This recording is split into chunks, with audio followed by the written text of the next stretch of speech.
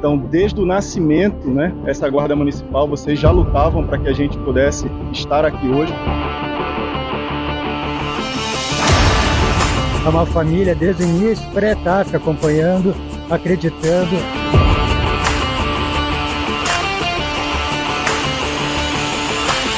Eles estão junto do início até a formatura.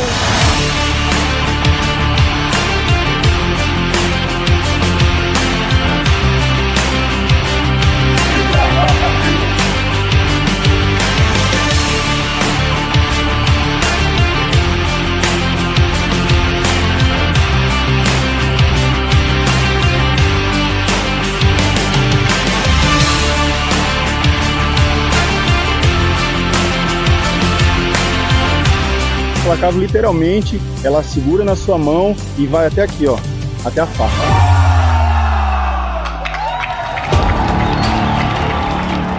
É a única que está aqui na nossa formatura, prestigiando.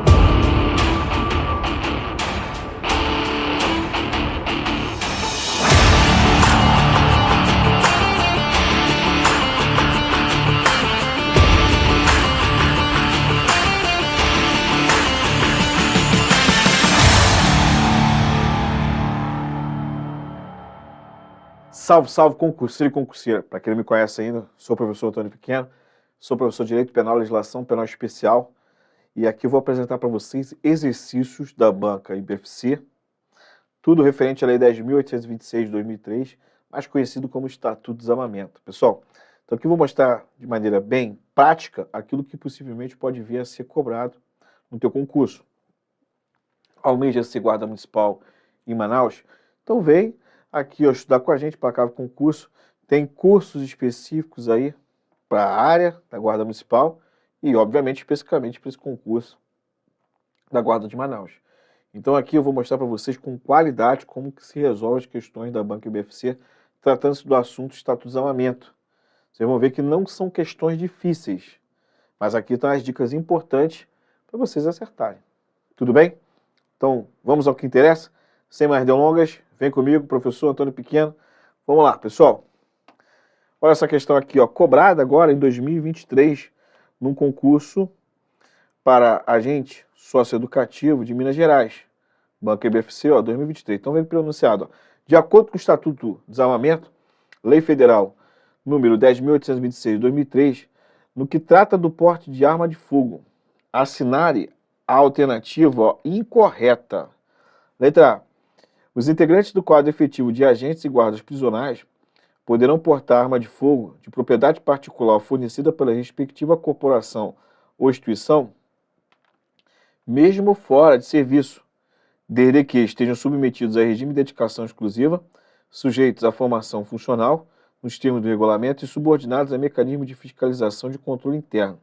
Pessoal, a letra A está correta. A primeira fundamentação que eu vou pegar para vocês é o artigo 6º, inciso 7º do Estatuto, que traz a possibilidade de portar arma de fogo.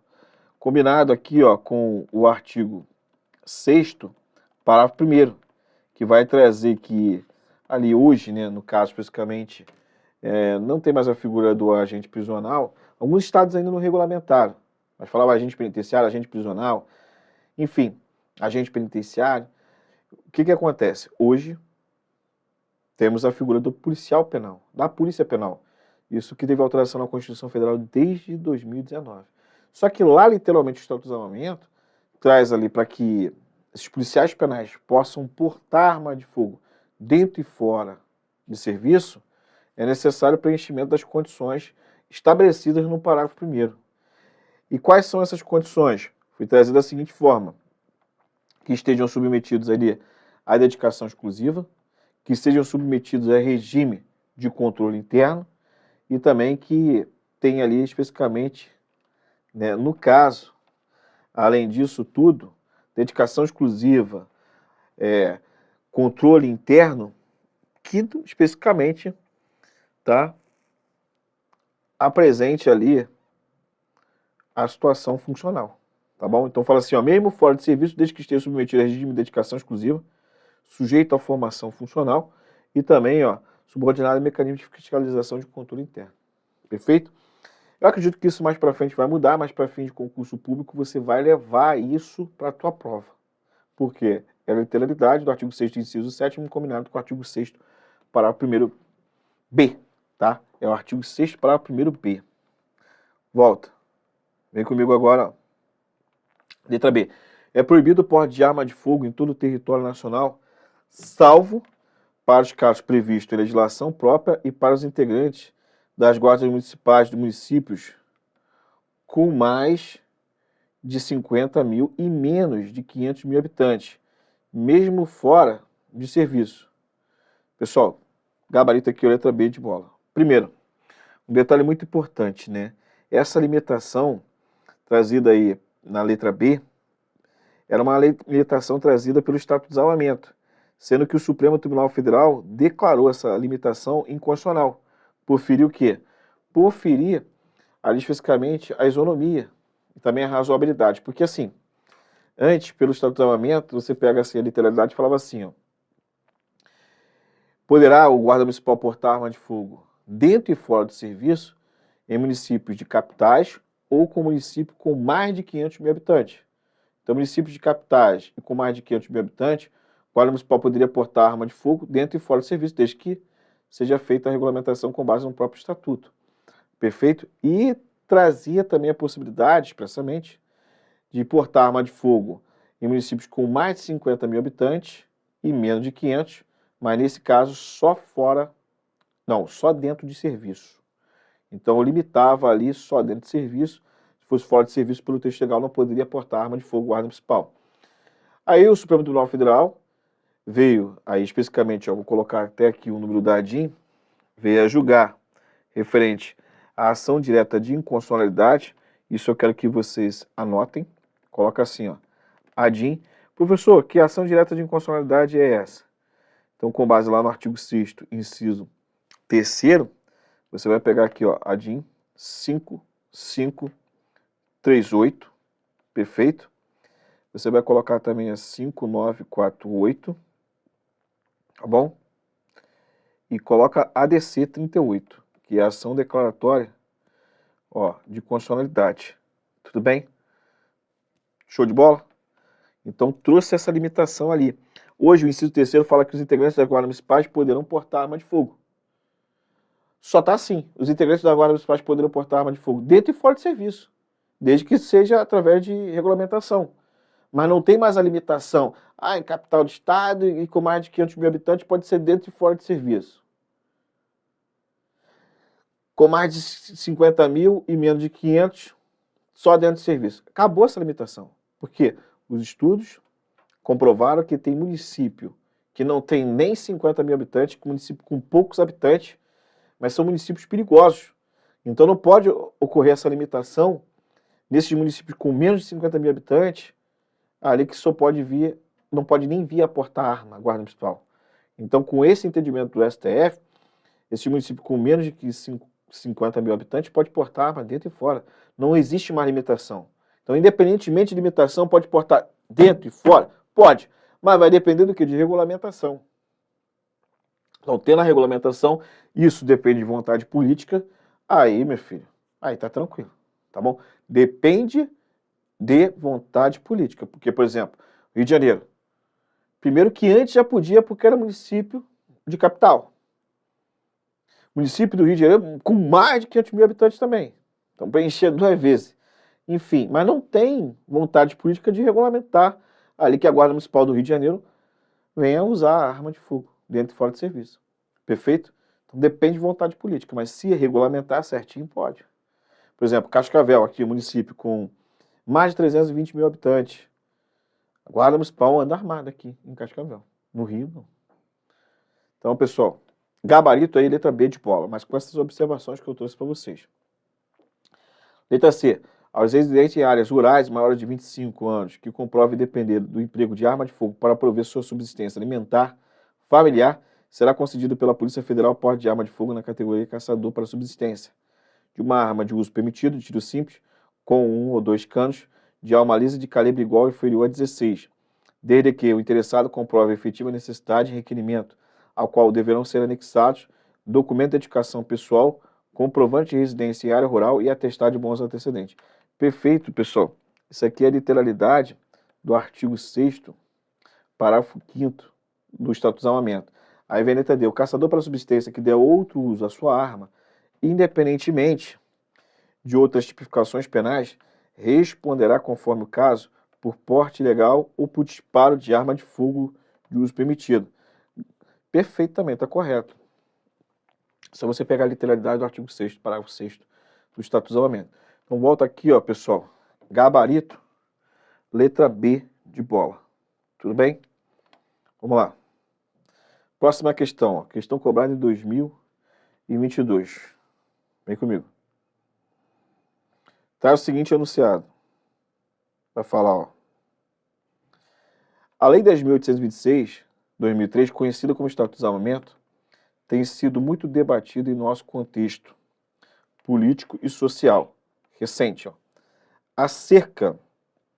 olha só, acerca das determinações previstas em tal diploma normativo inerentes ao regramento das armas de fogo em nosso país, assinale a alternativa correta. Tá vendo? Então, assinale a alternativa correta. Vamos lá. Letra A. O comércio ilegal de arma de fogo, quando realizado, aliás, frente às armas e munições de uso proibido ou restrito, possui causa de aumento de pena, ou seja, majorante, conforme disciplina legal do Estatuto do Desarmamento. Pessoal, gabarito letra A. Beleza? Como assim, professor? Letra A. Vamos lá. Primeiro, foi lá, praticou o comércio legal de arma de fogo. O crime de comércio legal de arma de fogo é previsto no artigo 17 do Estatuto do Desarmamento, a pena dele é reclusão de 6 a 12 anos. É um crime hediondo, constante no artigo 1º, parágrafo único, inciso 3º da Lei 8.072 de 1990. Até aí tudo bem, né? Então, o objeto material é arma de fogo, munição e acessório. Pode ser de uso permitido, restrito ou proibido. A diferença é a seguinte: se o indivíduo pratica o comércio legal de arma de fogo uso permitido, ele vai responder pelo artigo 17. Reclusão de 6 a 12 anos, conforme eu falei. Agora, se ele pratica um comércio legal de arma de fogo, arma de fogo, munição e acessório de uso restrito ou proibido, ele vai responder pelo artigo 17 do Estatuto do Desarmamento, mas além disso vai incidir uma majorante, que ela é prevista no artigo 19. Essa majorante vai aumentar a pena do comércio legal de arma de fogo e também do tráfico internacional de arma de fogo, quando os objetos materiais forem arma de fogo, munições ou acessórios de uso restrito ou proibido. Então a pena é majorada de metade, não é até metade, é de metade. Uma causa de aumento de pena aplicada especificamente no comércio legal de arma de fogo e para o tráfico internacional de arma de fogo. Então, gabarito letra A. Letra B. Quando funcionário de empresa de transporte de valores, quando funcionário de empresa de transporte de valores cometer o delito ali de porte ilegal de arma de fogo de uso permitido, terá, nos termos previstos no Estatuto do Desarmamento, causa de diminuição de pena minorante, haja visto o fato de já trabalhar manuseando arma de fogo que diminui a chance de ocorrência de acidente. Mentira, isso aqui tudo balela, gente, não tem diminuição não. Procura aí no Estatuto do Desarmamento e mostra para mim onde que tem uma diminuição de pena. Não tem diminuição de pena no Estatuto do Desarmamento. Tem causa de aumento de pena, que são previstas, na verdade, no artigo 19 e artigo 20. E falou em causa de aumento de pena no Estatuto do Desarmamento, você sempre vai lembrar, aumenta a pena sempre da metade. Entendeu? Não tem causa de aumento de pena de 1/3 ou 2/3, não. Falou em aumento de pena, a pena tem que aumentar de metade. Porque quando você vai lá no artigo 19 e no artigo 20, você vai ver essa situação. Aumenta de metade. Letra C. Caso o agente que cometeu o disparo ilegal de arma de fogo seja reincidente, independentemente se referida residência possua natureza específica em tal conduta delitiva, o mesmo terá causa de aumento de pena majorante nos termos previstos no Estatuto do Desarmamento. Errado. Por quê? Na verdade, para ter a causa de aumento de pena, isso eu vou colocar a fundamentação legal, a fundamentação legal em cima do artigo 20, inciso 2 do Estatuto do Desarmamento, essa causa de aumento de pena para incidir, é necessário que a reincidência seja específica, tá bom? Se não for uma reincidência específica, não pode majorar a pena. Mas, professor, o que seria essa reincidência específica? Por exemplo, o indivíduo foi condenado por porte ilegal de arma de fogo permitido, aí transitou julgado. Dentro do lapso temporal para gerar resistência, ele pratica novamente o porte ilegal. Então ele é reincidente específico? Sim, porque a primeira condenação foi no porte. A segunda também é reincidente específico. Aí nessa hipótese vai incidir uma majorante, a pena vai ser aumentada de metade por causa da reincidência específica nesses crimes. Então gerou reincidência específica no artigo 14, 15, 16, 17, 18 do Estatuto do Desarmamento, a pena aumentada de metade. Mas o erro na letra C fala que independe da referida reincidência. E depende, desde que a reincidência seja específica. Letra D. Conforme a legislação penal brasileira, a omissão é penalmente relevante quando o omitente devia e podia agir para evitar o resultado, sendo que o dever de agir incumbe a quem tenha por lei a obrigação de cuidado, proteção ou vigilância. Sendo que o dever de agir, proteção ou vigilância, de modo que o proprietário de empresa de segurança que deixar de registrar a ocorrência policial, de comunicar à Polícia Federal perda de arma de fogo por ausência de previsão legal, não responderá pelo crime de omissão de cautela previsto no Estatuto do Desarmamento. Errado. Responde pelo crime de omissão de cautela por equiparação na forma do artigo 13, parágrafo único. Ali, ó, do Estatuto do Desarmamento. Beleza? Então não se esqueça, sim. E detalhe, olha só, olha a estrutura do artigo 13. O artigo 13 traz o seguinte enunciado. O 13 caput, vai ter o 13 caput, que é a parte principal, e o parágrafo único. No artigo 13 caput fala o seguinte, ó. Deixar o proprietário possuidor de arma de fogo com criança ou adolescente deficiente mental venha se apoderar da arma de fogo. A pena de detenção de 1 a 2 anos e multa. Então esse que eu acabei de mencionar para vocês, esse crime, é chamado de omissão de cautela. Só que é um crime culposo e a modalidade de culpa é negligência. Porque o proprietário possuidor de arma de fogo pelo descuido, pela negligência, deixa que uma criança ou adolescente ou um deficiente mental venha se apoderar da arma de fogo. Então, por essa negligência, por essa culpa dele, ele vai ser responsabilizado pela omissão de cautela do caput, que é o único crime culposo previsto no Estatuto do Desarmamento. Já o parágrafo único do artigo 13, que algumas bancas vão chamar de omissão de cautela também, e não deixa de ser uma omissão de cautela, só que é uma omissão de cautela por equiparação, vez que a pena a ser aplicada é igual, mas o elemento subjetivo é diferente. Por quê? O caput, eu disse para vocês que é o único crime culposo previsto no Estatuto do Desarmamento. Já o parágrafo único é um crime doloso.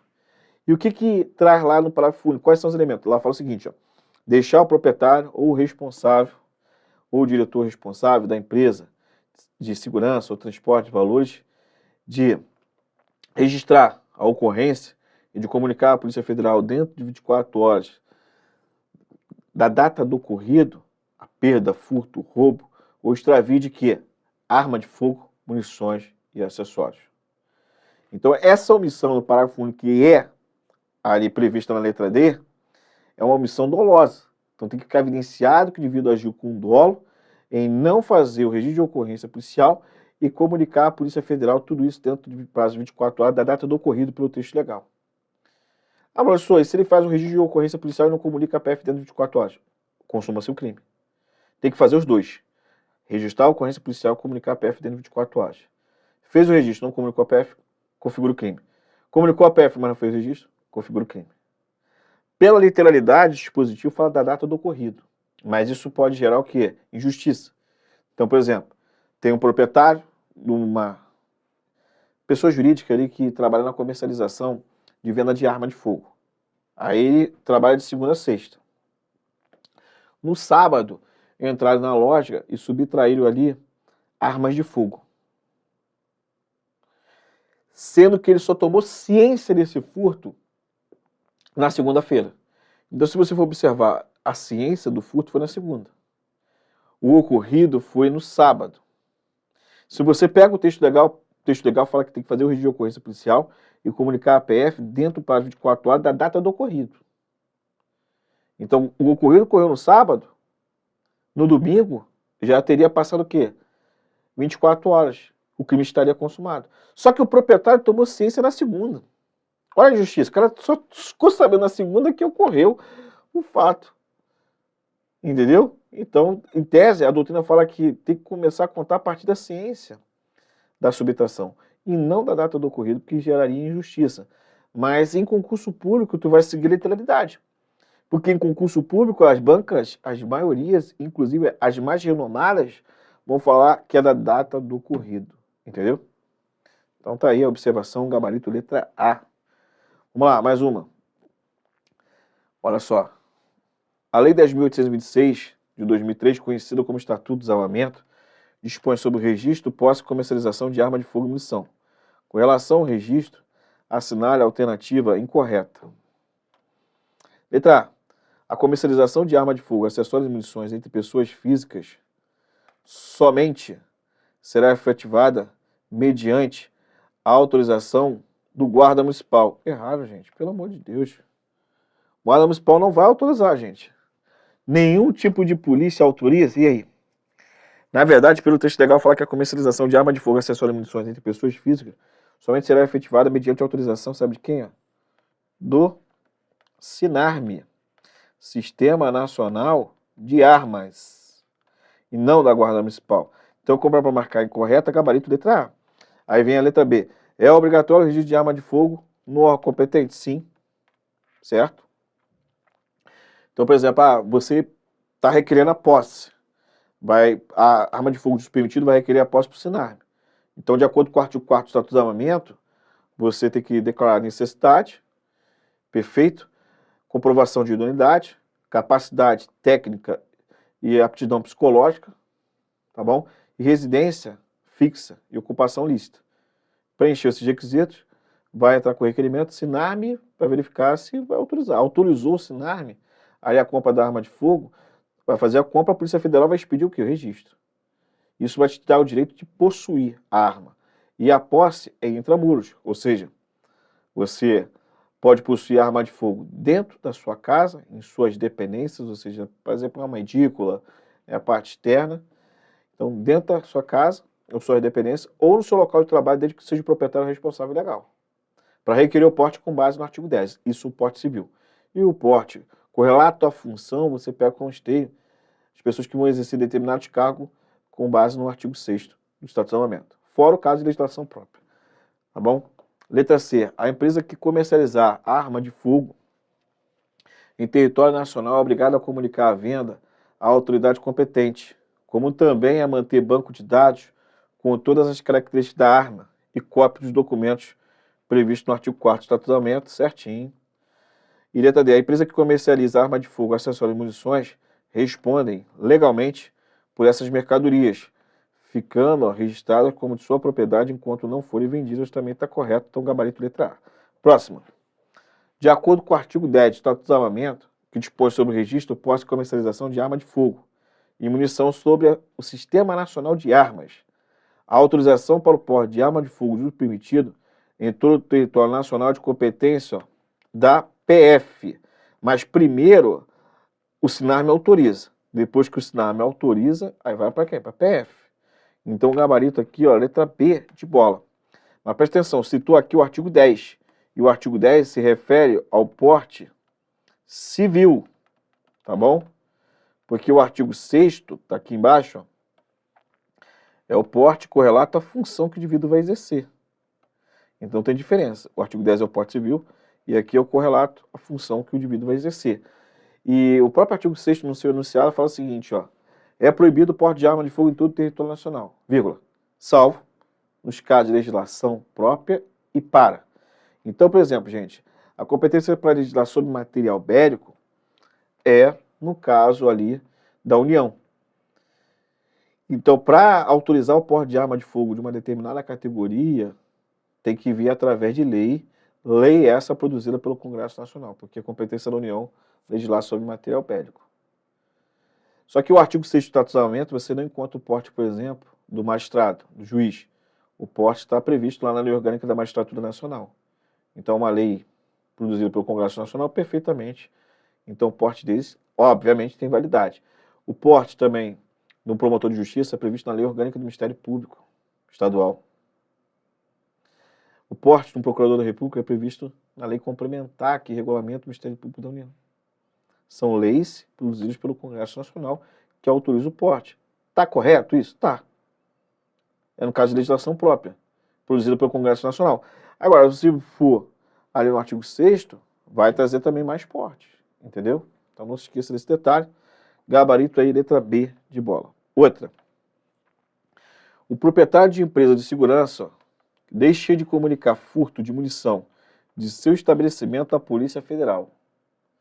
Nesse caso, ó, ele deixou de comunicar o furto de uma munição que ocorreu no estabelecimento dele, uma empresa de segurança.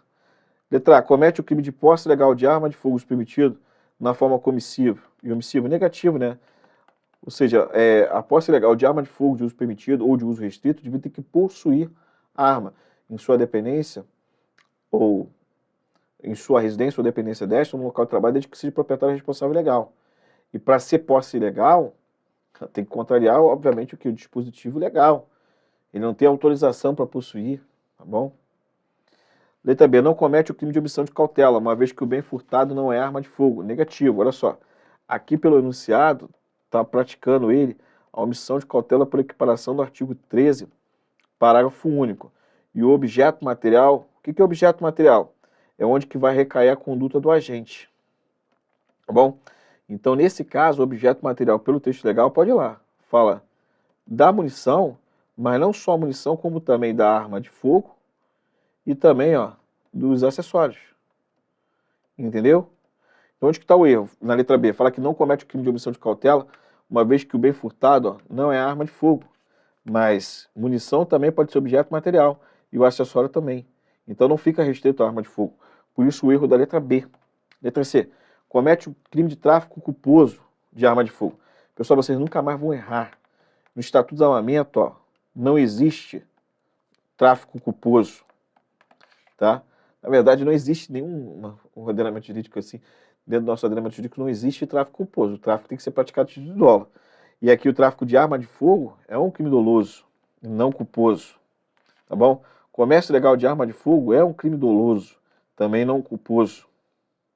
Então ele praticou o quê? O crime de omissão de cautela.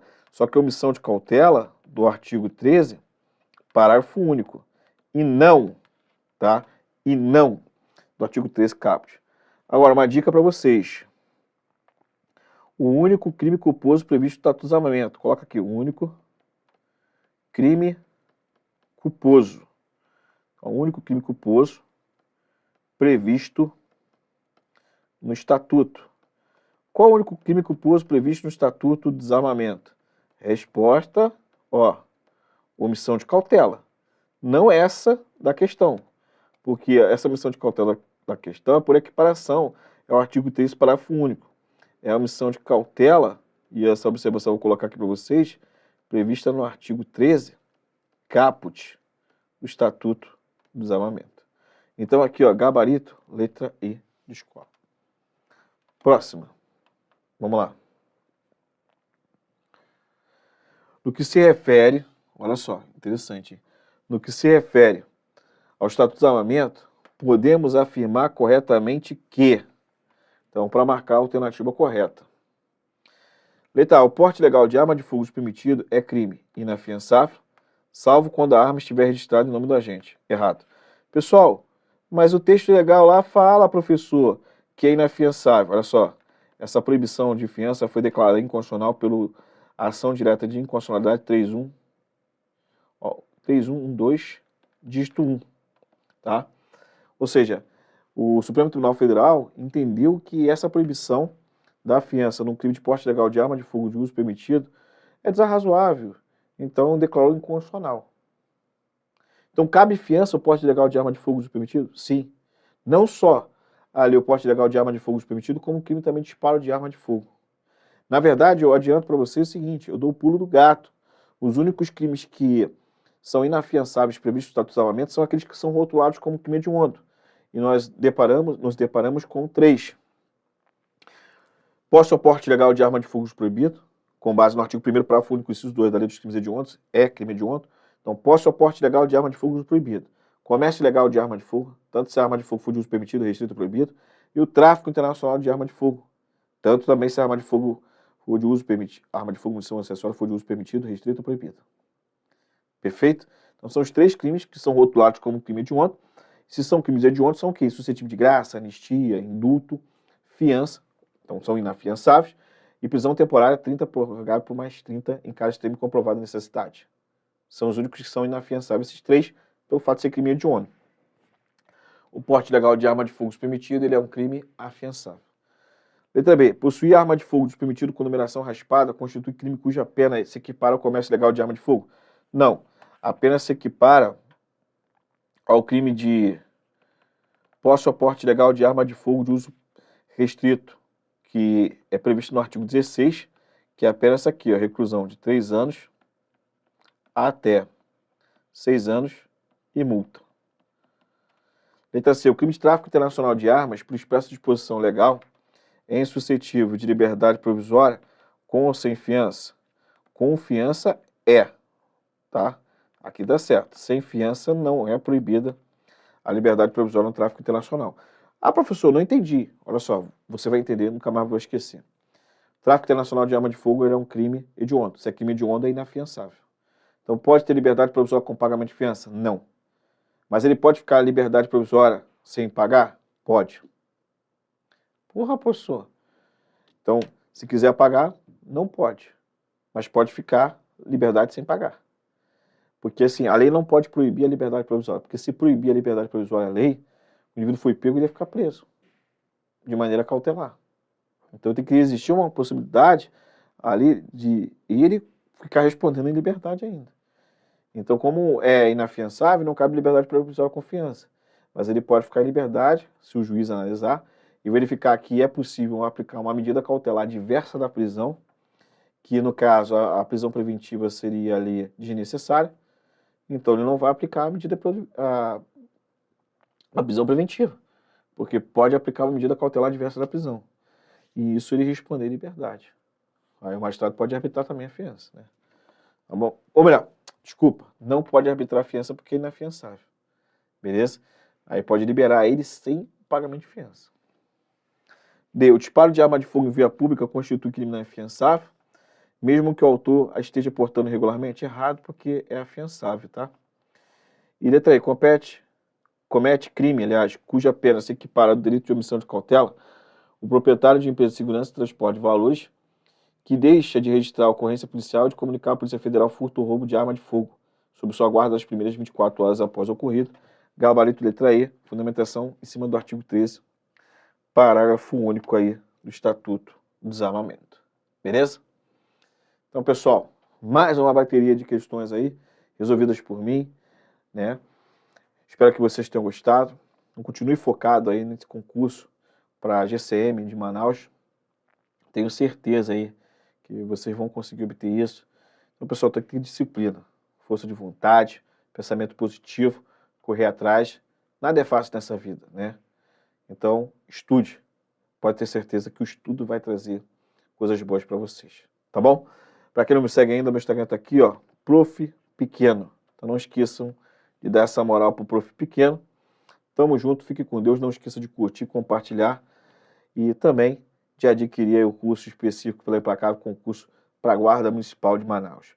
Um abraço, fique com Deus e até a próxima.